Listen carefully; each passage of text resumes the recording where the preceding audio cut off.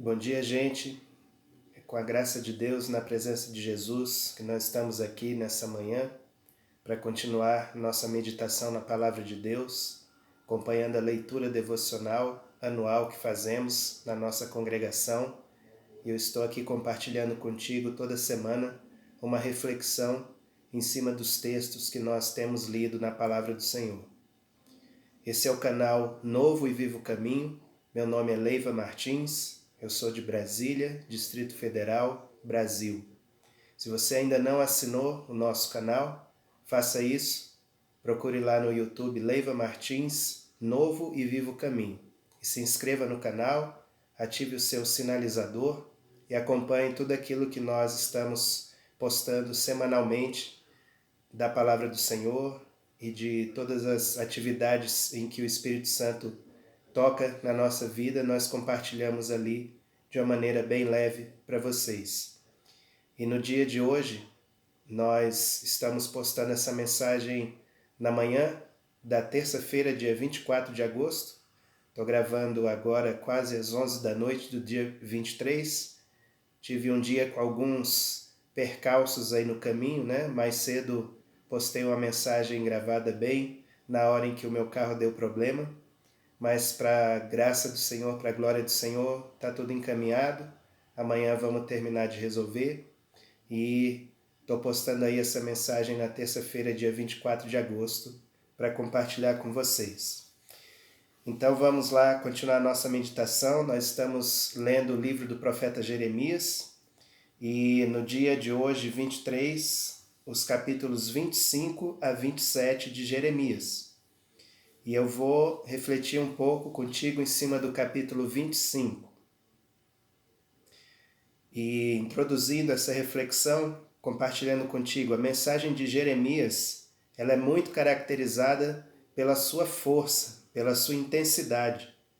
Em todo tempo, a denúncia que Jeremias faz da iniquidade, seja do povo judeu ou dos povos gentios ao redor de Israel, é uma denúncia muito intensa, muito verdadeira, muito forte, né, de tudo aquilo que acontecia ali. E de fato essa característica de Jeremias já havia sido profetizada, anunciada pelo próprio Deus quando chamou Jeremias a ser profeta. Em Jeremias capítulo 1, 10, Deus disse que chamou Jeremias para arrancar, derrubar, destruir e arruinar, e também para edificar e plantar. Ou seja, por assim dizer, a mensagem de Jeremias e o caráter da sua profecia seria muito mais de desconstrução de estruturas velhas e antigas e pecaminosas do que de construção de algo novo. Então, figuradamente, nós podemos dizer que Jeremias foi um profeta com a palavra de Deus na mão e uma marreta na outra, porque de fato ele desconstruiu muitos conceitos e práticas erradas do povo de Deus naquela época. Por isso a força e a intensidade da sua mensagem. E nesses capítulos 25 a 27, o 25 em especial me chamou a atenção nessa leitura nesse ano. E todo ele são sentenças de juízo e de correção de Deus a diversas pessoas. Primeiro, o Senhor anuncia juízo sobre o seu próprio povo, nos versículos 7 a 9. Né? A Bíblia fala ali do juízo do Senhor sobre o povo de Israel que não ouvia as suas palavras, que ele vinha anunciando pelos profetas. Né? Depois, Deus pronuncia juízo sobre Babilônia, nos versículos 12 a 14. Babilônia foi um instrumento de Deus para a correção do povo de Israel na sua época. E aí Deus fala que eles não iriam ficar impunes simplesmente por terem sido instrumentos da justiça de Deus sobre o povo de Israel, mas eles também seriam corrigidos. Depois daqueles 70 anos de cativeiro do povo de Israel, viria um outro povo e julgaria os pecados de Babilônia. E por último, dos versículos 15 a 17 até o final desse capítulo 25, Deus fala do juízo sobre todas as nações. Cada nação iria experimentar o juízo e a correção de Deus pronunciada pelo profeta Jeremias. E o texto que resume todo esse capítulo é o versículo 29, do capítulo 25 de Isaías, que eu vou ler para você. Diz assim: Pois eis que na cidade que se chama pelo meu nome, começo a castigar. E ficareis vós de todo impunes? Não, não ficareis impunes, porque eu chamo a espada sobre todos os moradores da terra, diz o Senhor dos Exércitos. Então esse texto, ele resume bem o caráter, e o que está escrito nesse capítulo. Ou seja, a correção do Senhor não viria só sobre o seu povo, não viria só sobre Babilônia, mas viria sobre todas as nações da terra. Ou seja, Deus aqui deixa bem claro que ele corrige a todos, corrige todo mundo, aqueles que o conhecem e aqueles que não o conhecem. Deus corrige aquele que se chama pelo seu nome, como o povo de Israel, como também aqueles que não se chamam pelo nome do Senhor, não têm o nosso Deus como Deus, a esses Deus também corrige. E abrindo um parêntese aqui, tem momentos em que Deus parece que chama a terra inteira a ser corrigida. Eu fico me perguntando será que não estamos vivendo um momento como esse, em que Deus chama a terra inteira a ser corrigida das suas iniquidades? Eu creio que de vez em quando o Senhor chama a terra para repensar os seus caminhos. Nós estamos num tempo de repensar a nossa conexão com a própria terra, com o uso que nós temos feito da própria terra. Estamos principalmente em tempo de repensar a nossa conexão com o céu. Como estamos nos relacionando com o céu, com as coisas eternas. Eu acho que o momento que nós estamos vivendo é um momento desses, em que Deus está chamando a juízo e a correção toda a terra. E com base nesse texto que nós lemos, Jeremias 25, 29, eu quero refletir contigo alguns aspectos sobre a disciplina. Agora vamos lá para Hebreus capítulo 12, que é um texto que fala com muita clareza sobre essa questão da disciplina. E com base nesse texto eu quero trazer algumas reflexões aqui para nós no dia de hoje. Primeira reflexão, a disciplina, ela mostra que nós somos filhos de Deus, Hebreus 12, 7 diz assim: Se suportais a correção, Deus vos trata como filhos. Porque que filho há a quem o pai não corrija? Ou seja, a disciplina mostra que nós somos filhos de Deus. O interesse de Deus é que os seus muitos filhos reproduzam a vida e a imagem do Filho primogênito que é Jesus Cristo. A disciplina do Pai, ou seja, a justiça do reino de Deus, é para que Jesus seja revelado em nós. Como nós dissemos, Deus terá que desconstruir aquilo que não é segundo o modelo de Cristo. Ele terá que jogar a marreta para pôr abaixo aquilo que ele não edificou em nossa vida, para que assim, com o terreno limpo de todo o entulho, ele possa construir e edificar Jesus Cristo em nossas vidas. Para isso, para desconstruir, ele vai permitir que alguns fatores adversos nos aflijam, nos afetem em alguma medida. E aqui, no versículo 7, o autor de Hebreus disse: Se suportais a correção, Deus vos trata como filhos. A chave aqui desse texto é suportar a correção. Muitos de nós, quando começamos a ser tocados e incomodados pela correção, a gente espana, como diz no popular. Pessoas não gostam de ouvir verdades. Pessoas não gostam de ouvir verdades para a sua cura. E muitas vezes elas preferem ficar no tá ruim, mas tá bom, do que de fato abrir mão daquilo que é ruim e abraçar o que é excelente, que é a vida de Deus em suas vidas. Então a chave para ser aprovado aqui é suportar a correção. Se você chutar o balde, vamos assim dizer, você pode até fugir da dor da correção naquele momento. Mas em algum outro momento e de alguma outra forma você vai ter que topar com a correção novamente e talvez num grau acima daquele anterior. Porque Deus não vai perder o interesse de trazer você à imagem do Filho de Deus. Deus não vai deixar você simplesmente solto, sem ser confrontado com aquilo que está torto aos seus olhos. Então, a chave é suportar, porque quando você suporta, você é transformado. Quando você persevera, você experimenta a transformação e você passa a um outro nível de vida com o Senhor. Então, suporte. Deixe o Senhor trabalhar e você vai ver que o produto final vai ser bem melhor do que o que você tinha antes. Então, a disciplina mostra que somos filhos de Deus. A disciplina mostra o amor que Ele tem por nós e o valor que nós temos para Ele. Hebreus 12:6 diz assim: porque o Senhor corrige aquele a quem ama e açoita a qualquer que recebe por filho. Né?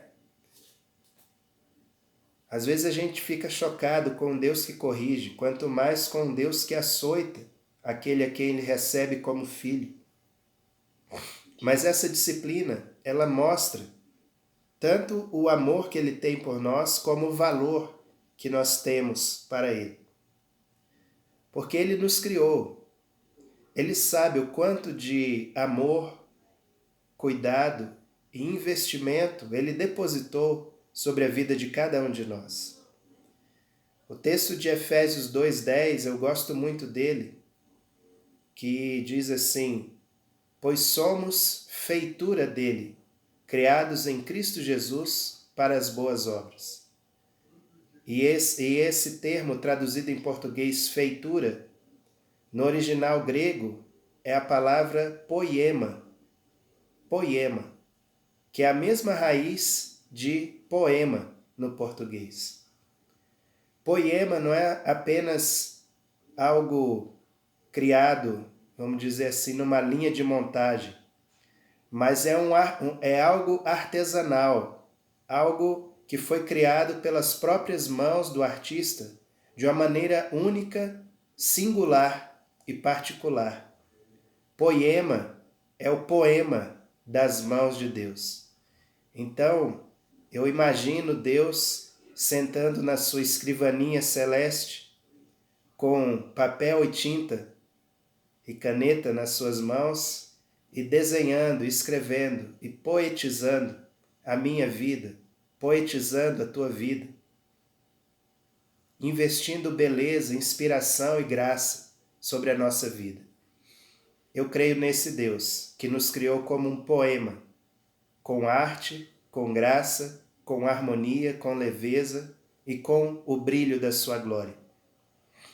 Então, por termos este valor, ele não vai desistir de nós.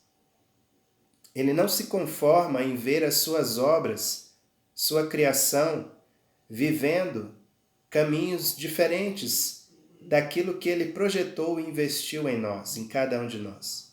Por isso, o Senhor usa da disciplina para resgatar-nos a essa escrita, a esse poema que ele nos criou.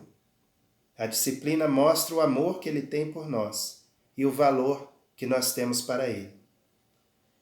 Terceiro lugar, a disciplina ela tem como objetivo fazer com que participemos da sua santidade.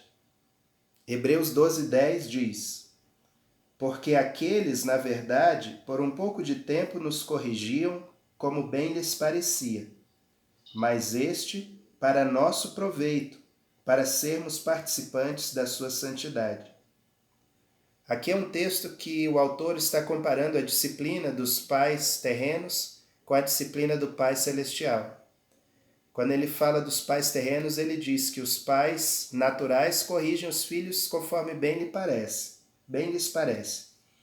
Mas o Pai Celestial, quando ele aplica sobre nós a correção, é para o nosso próprio proveito, para que a gente passe a compartilhar, a participar da sua santidade. E o que é participar da sua santidade? Como nós falamos, primeiro Deus desconstrói o velho homem. E aí ele edifica o novo homem, ele constrói o novo homem, a nova criatura, em cada um dos seus filhos. E essa nova criatura, essa construção, ela tem uma planta, ela tem um modelo, ela tem um padrão, que é o primogênito Jesus Cristo. Então, nós, como templo do Espírito Santo, somos edificados pelas mãos do Senhor. E assim essa imagem de Cristo vai se formando gradualmente em nós, à medida que nós vamos nos submetendo ao governo, ao reino do Senhor. Jesus Cristo é formado em nós. Então essa obra, essa disciplina, ela tem esse objetivo: gerar em cada filho a imagem de Jesus. Participar da santidade dele não é só quando deixarmos essa terra e vivermos com ele na eternidade.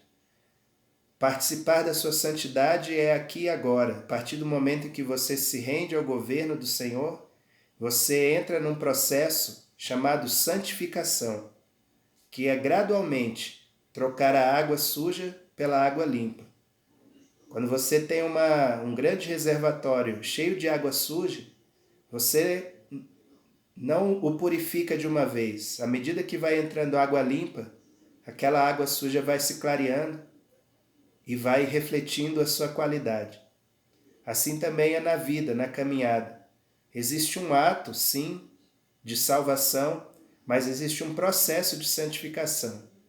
O importante é que esse fluir de água viva nunca cesse, nunca pare, porque cada vez mais aquilo que é ruim vai sendo substituído pela santidade, pela glória do Senhor em nossa vida.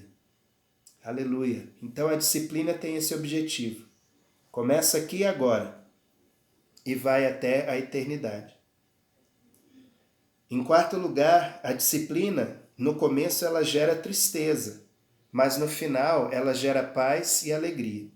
Hebreus 12:11 diz: E na verdade toda correção no presente não parece ser de alegria, senão de tristeza, mas depois produz um fruto pacífico de justiça nos que são exercitados por ela. Naturalmente, a nossa tendência é fugir do confronto. Nós não gostamos de ser confrontados, de sermos expostos. Nós não gostamos que acendam luz no nosso rosto. Essa é a natureza humana. É mais cômodo a gente ficar vivendo no mais ou menos, no meia boca, do que sermos confrontados e abrir mão daquilo que nos impede de viver a vida plena com Jesus. Mas a disciplina, ela vem justamente para arrancar de nós a casca da ferida. Todos nós aqui já ralamos um joelho, um cotovelo, alguma outra parte do corpo. Sabemos muito bem o que é isso. Às vezes você ralou ali uma extremidade do seu corpo e aquilo criou uma casquinha, alguma coisa, e vai sarando.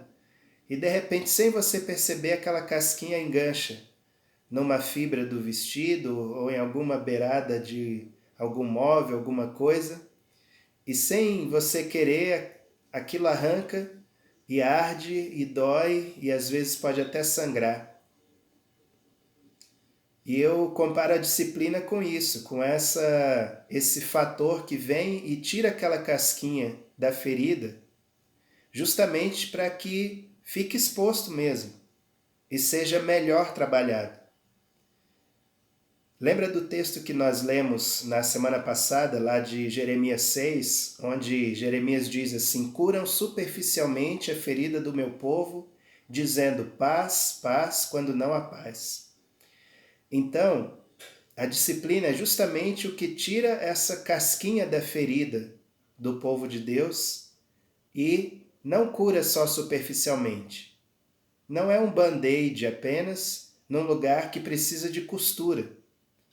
A disciplina, antes de costurar, ela lava aquela ferida, né? Ela tira ali as bactérias, aquela coisa toda, ela limpa e aí ela vai costurar. A disciplina, ela cura profundamente a nossa vida. E isso para quê? É para que haja um fruto pacífico. Na hora vai doer. Ser disciplinado dói. Ser disciplinado não é nada confortável. Na hora dói, na hora envergonha, na hora incomoda, arde mesmo. Mas depois produz um fruto pacífico. O fruto pacífico é a ferida fechada. Ela deixa de ser ferida, ela vira cicatriz. Quando vira cicatriz não tem mais dor. Tem apenas a lembrança de algo que era doente e hoje não é mais. Então é assim que o Senhor quer que a gente seja tratado. O Senhor cura as nossas feridas, mas Ele deixa algumas marcas, né, na nossa pele para que a gente lembre da obra que Ele fez em nossa vida. Então a disciplina ela vem justamente para isso, para aprofundar essa cura e produzir um fruto pacífico, né? Lembra que Paulo ensinou lá em Romanos 5 que nós somos justificados, ou seja, corrigidos, ajustados, né? Justificados, pois, mediante a fé, temos paz com Deus, por meio de nosso Senhor Jesus Cristo. Então a justiça, ela antecede a paz com Deus. E aí, tendo justiça e paz, nós teremos a alegria do Espírito Santo em nossa vida. Amém? Então, concluindo essa palavra de hoje, quero destacar aqui alguns itens, alguns pontos. Primeiro, permita-se ser corrigido por Deus. Baixe a guarda, desarme-se, depõe as tuas armas e deixe o Senhor tocar na tua vida. Aviso, Ele vai usar pessoas e circunstâncias para isso, para tocar na sua vida. Permita-se, deixe o Senhor trabalhar. Alguns dos que estão ouvindo essa mensagem se encontram tão fechados, seja por decepção com pessoas, ou por desconfiança, seja por medo, culpa, vergonha. Alguns estão tão fechados que se tornaram resistentes ao tratamento. Criaram como que uma casca resistente, não permitem serem tocados naquilo que os aflige e os incomoda. Já estabeleceram uma relação em que conseguem conviver com as dores não tratadas, com as feridas não curadas. Mas isso não é saudável, isso não é plenitude de vida. Plenitude é ser curado, é ser sarado pelo Senhor. É viver o 100% que Deus tem para nós. E o Senhor diz para você, venha para a luz, saia desse lugar, venha para a luz, exponha-se, tenha coragem de se expor. Tenha coragem de pular para a luz, como aquele carcereiro ali em Atos 16, que pediu luz quando viu o milagre na vida de Paulo e veio para a luz, e ali foi o começo da sua cura e da sua libertação. O carcereiro, na verdade, estava mais preso do que os presos, porque havia uma prisão interior no seu coração. Assim também alguns dos que estão me ouvindo têm prisões no seu coração. Isso é algo que eu digo profeticamente enquanto eu estava escrevendo esse esboço. O Senhor trouxe isso no meu coração e eu quero declarar sobre a tua vida libertação. Venha para a luz, saia do escuro, saia desse lugar baixo e venha para os lugares altos em nome de Jesus. Exponha-se, exponha-se a pessoas de autoridade, a pessoas de graça e de unção, para que você seja curado e curada, em nome de Jesus. Aleluia. Outra conclusão, não é só você que está sendo corrigido. O mundo inteiro está sendo corrigido. Enquanto eu preparava essa palavra, eu lembrei de um dito popular que diz assim que pau que bate em Chico, bate em Francisco. Ou seja, a correção que vem para um, vem para outro. Todo mundo é afligido por essa correção. Então, chega de vitimismo. Chega de achar que, só eu. Só eu que estou sofrendo. Não, todo mundo está sendo corrigido e ajustado nesses dias. Então, vamos parar com isso. Outra conclusão, Deus não quer o seu mal, Ele quer o seu bem. Deus te quer bem. Aleluia. A disciplina mostra que você tem valor para Ele, porque Ele não vai desistir enquanto você não expressar o poema que Ele colocou no teu interior. Aleluia. O Pai quer gerar em você a imagem do seu Filho primogênito, Jesus Cristo, e Ele vai usar a disciplina para isso. Permita-se ser disciplinado pelo Senhor Jesus. Amém? Que Deus te abençoe, que Deus te dê uma excelente semana nesses dias.